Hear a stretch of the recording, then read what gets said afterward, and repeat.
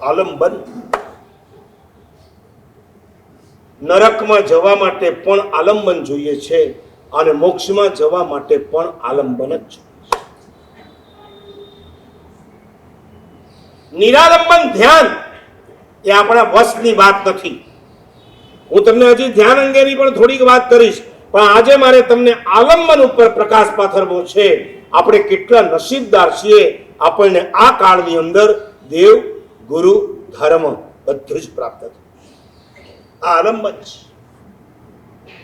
દેરાસર ના હોત તો તમે અડધો કલાક ક્યાં સાથીઓ કરવાના હતા?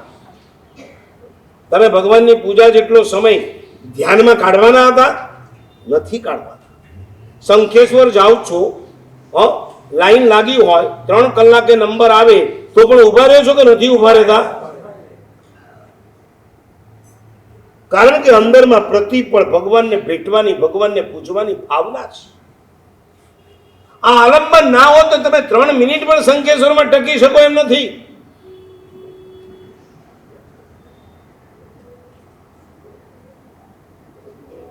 નવસારીનું ચોમાસું પૂરું કરીને હું 2 વર્ષ પહેલા અમદાવાદ જતો હતો.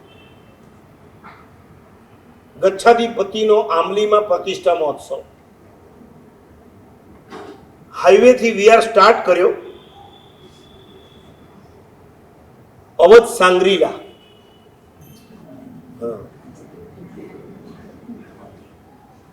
સમજી ગયો, તમે ભલે બોલો નહીં, તમે પણ આવ્યા હતા, બરાબર છે.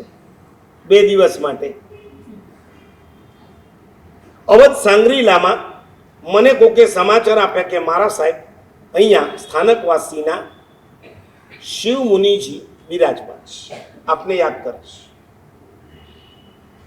અમે ચાલુ વિહારમાં અંદર ગયા. એક બંગલામાં શિવ મુનિજી, એમના આસિસ્ટન્ટ શિરીષ મુનિજી, એવા 5-7 મહાત્માઓ હતા.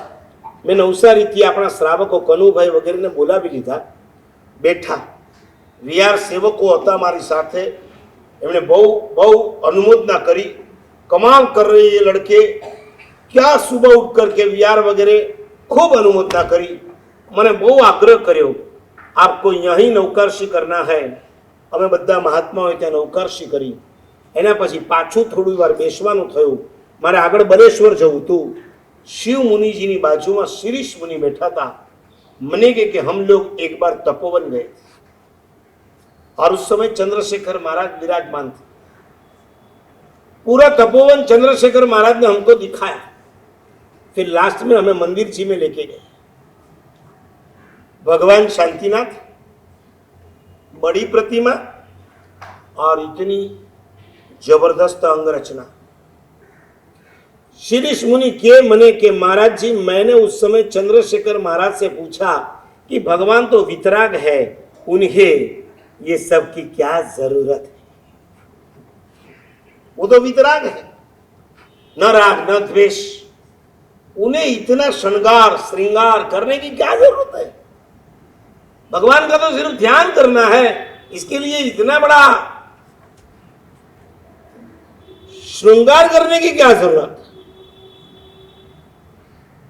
चलो, एक तो स्थानकवासी प्योर હતા એટલે એમણે આવો પ્રશ્ન કર્યો. પણ આજકાલ તમારા મનમાં પણ ઊંડે ઊંડે ક્યારેક જો આ પ્રશ્ન થતો હોય ને તો બહાર કાઢતા, ભગવાનને આટલા બધા અભિષેકની શું જરૂર છે? પાણી કેટલું વેડફાઈ રહ્યું છે? આટલા બધા ફૂલો ચડાવવાની શું જરૂર છે? ફૂલમાં જીવ છે. આ પાણી અને ફૂલ માટે જો કોઈ બોલતું હોય તો મારી પાસે એક જ આર્ગ્યુમેન્ટ છે. યસ, તારી વાત બરાબર છે, યુ આર રાઈટ. આવતીકાલથી તારે કાચા પાણીનો ઉપયોગ બંધ કરી દેવાનો, તારે અભિષેક કરવાની જરૂર નથી. જેને ફૂલની અંદર જીવ દેખાતા હોય ને ભગવાનને ચડાવવામાં એને પાપ લાગતું હોય, એને એટલું જ કહું છું કે તમે તમારા ઘરની અંદરની બધી જ શાકભાજી સમારવાનું બંધ કરી દો. તમારા ઘર માટે તમને 1 નહીં 2 નહીં 3 શાક સમારવા માટેની છૂટ. અને પરમાત્માને ખાલી એક ફૂલ ચડાવે એમાં આપણે ગોકીરો મચાવી દેતા હોઈએ.